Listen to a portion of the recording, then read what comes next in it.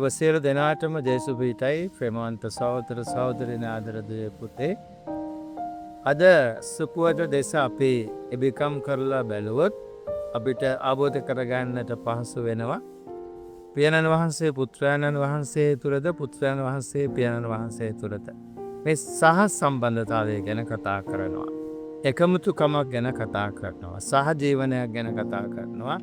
පියාණන් වහන්සේගේ කැමැත්ත පුත්‍රයන්න් වහන්සේ හරහා ඉටු කරලීමක් ගැන කතා කරනවා. නොපෙනෙන දේව ආදරය සජීවී ලෙස තාත්වික ලෙස මෙලව ඉපදුනේ පුත්‍රයන්න් වහන්සේගේ මාංශගත වීමත් එක්කයි. ඉතින් මනුෂ්‍යයන් වන අපිට අපේ සම්බන්ධතාවයන් ගැන ආවර්ජනය කරලා බලන්නට ආරාධනාවක්. අපි කොච්චර දෙවියන් වහන්සේත් එක්ක සම්බන්ධද? අපි කොච්චර අන් අය සමග සම්බන්ධද?